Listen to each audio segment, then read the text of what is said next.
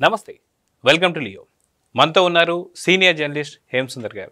Sir నమస్తే. నమస్తే అండి. సార్, మనం చూసుకుంటే జూనియర్ ఎన్టీఆర్, అదే కాకుండా ఈ మధ్యకాలంలో ఏ హీరోలు కూడా సక్సెస్ మీట్లు అనే వాటికి పెద్దగా చాలా రోజులు అయిపోయింది చూస్తానికి అని చెప్పేసి అనుకోవచ్చు. అలాంటి సక్సెస్ మీట్లలో జూనియర్ ఎన్టీఆర్ గారు పాల్గొనడం, ఇప్పుడు ఆ పాల్గొన్నటువంటి ఒక సమయంలో మాట్లాడినటువంటి ఒక వ్యాఖ్యలు కావచ్చు, అదే కాకుండా మ్యాట్ 2 గురించి ఒక మంచి హైప్ని తీసుకొచ్చారా లేదా అంటే ఏం చెప్తారు? ఖచ్చితంగా నిన్న మ్యాడ్ స్క్వేర్ సక్సెస్ మీట్కి జూనియర్ ఎన్టీఆర్ రావటం ఆ సినిమాకి కొత్త బజ్ క్రియేట్ అయింది. మొన్నటిదాకా కొంత నాగవంశీ గారే బాధపడ్డారు, ఎట్లాంటి రివ్యూలు వస్తున్నాయని చెప్పి ఆయనే బాధపడ్డారంటే సినిమా మీద కొంత ఎఫెక్ట్ ఇచ్చింది కదా.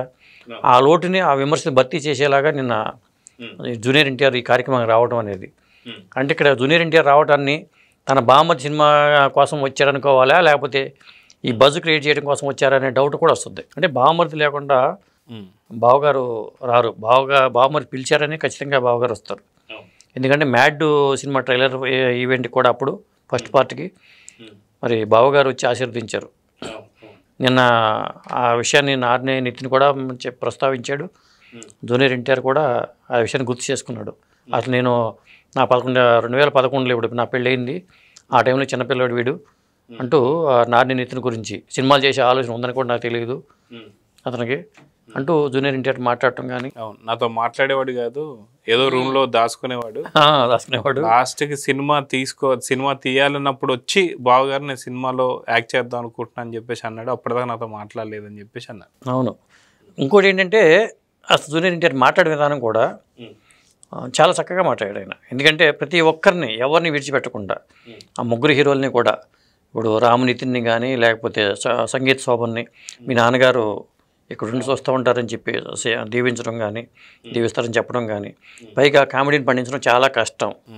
అలాంటిది నేనే డౌట్ పడుతున్నా, అదృష్టంలో నేను చేశాను, ఇప్పుడు నాకు అదృష్ట సీక్వెల్ చేద్దామంటే కూడా అసలు నేను చేయగలను లేదని డౌట్ వచ్చి నేను చేయట్లేదు అనే మాట కూడా అన్నారు ఆయన. అంటే ఒక కథగా చెప్పాలని వీళ్ళు అద్భుతంగా యాక్ట్ చేశారు అని చెప్పడం కాకుండా, తర్వాత లడ్డు ఆ పాత్రధారి విష్ణు ఎవరైతే అతన్ని పొగట్టడం కానీ, ఇట్లా అందరినీ సునీల్ కానీ ప్రతి ఒక్కరిని కూడా వదిలిపెట్టకుండా అందరినీ సాటిస్ఫై చేశారని చెప్పాల్సి వస్తుంది.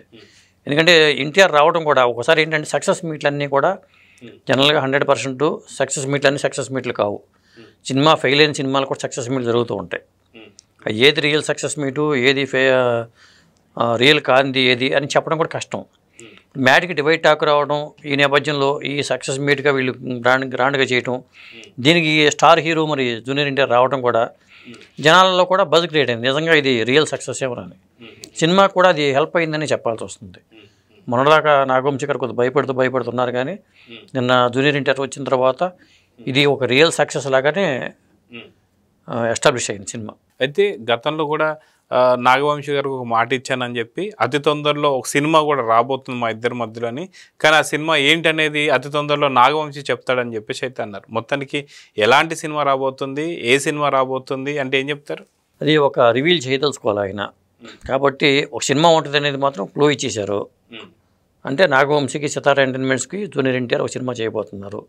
అది ఏ సినిమా, ఏమిటి, డైరెక్టర్ ఎవరు, ఈ వివరాలన్నీ కూడా సస్పెన్స్ అనుకోవాలి. కాకపోతే పెద్ద ప్రాజెక్ట్ అనేది మాత్రం ఒక హింట్ ఇచ్చారు ఆయన, అదొకటి. ఇంకొకటి ఏంటంటే ఇప్పుడు దాకా చాలామంది దేవర 2 ఉండదనే మాటలు చాలామంది అంటూ వచ్చారు. మనం కూడా చాలాసార్లు మాట్లాడాం ఉండకపోవచ్చని, కానీ నిన్న జూనియర్ ఎన్టీఆర్ మాట్లాడిన మాటలు బట్టి చూస్తే ఖచ్చితంగా దేవర 2 ఉండబోతుంది అనేది అర్థమైంది. ఎందుకంటే దేవరకి జపాన్లో మంచి హిట్ కింద వెళ్ళటం, జపాన్ ప్రేక్షకులు ఆదరించడం, అక్కడ కూడా వాళ్ళకి మాట ఇవ్వటం దేవర 2 ఉంటుందని, ఈ విషయాలను దృష్టిలో పెట్టుకునే దేవర 2 గురించి మాట్లాడారని అనుకోవాలి. పైగా బయట మాట్లాడుతున్నారు కదా దేవర సీక్వెల్ ఉండదని.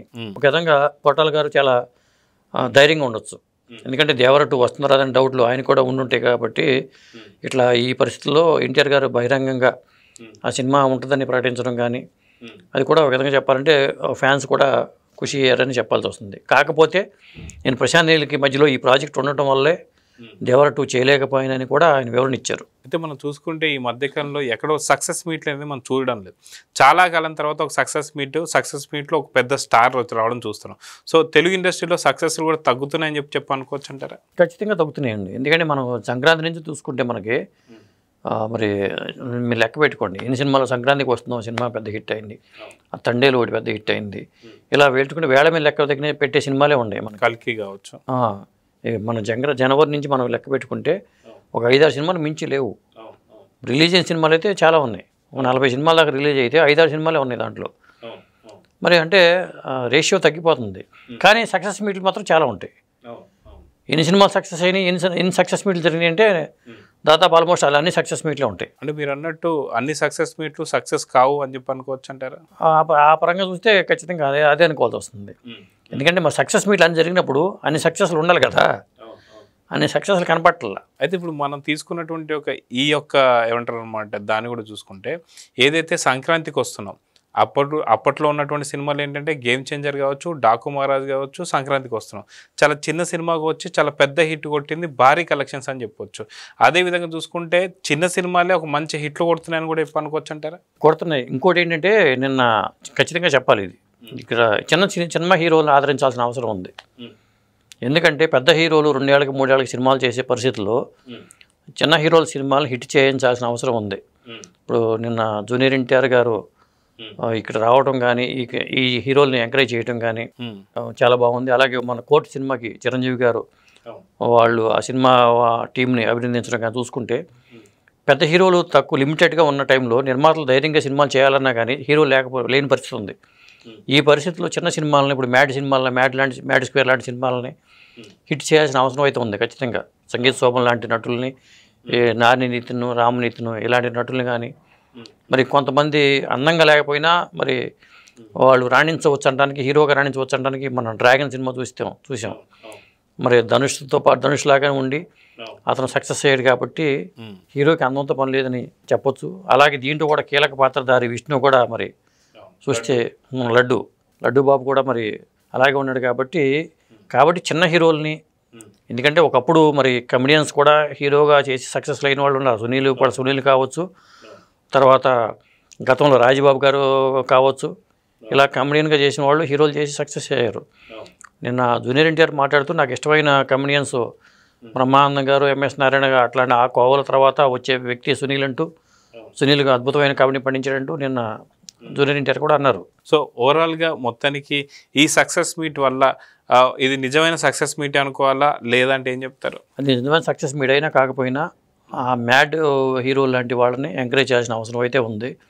ఖచ్చితంగా ఇండస్ట్రీ బాగుండాలంటే కొద్ది చిన్న సినిమాలని, చిన్న హీరోలని ఎంకరేజ్ చేస్తే ఖచ్చితంగా పెద్ద హీరోలు కాస్త వాళ్ళు కూడా దిగొచ్చే అవకాశం అయితే ఉంటుంది. సో చూద్దాం సార్, మొత్తానికి ఇండస్ట్రీలో మాత్రం చిన్న సినిమాలని, చిన్న హీరోలను మాత్రం కొంచెం హైలైట్గా చేయాలని చెప్పేసి టాలీవుడ్ భావించాలి. చూద్దాం సార్ ఏం జరగబోతుందో. నమస్తే.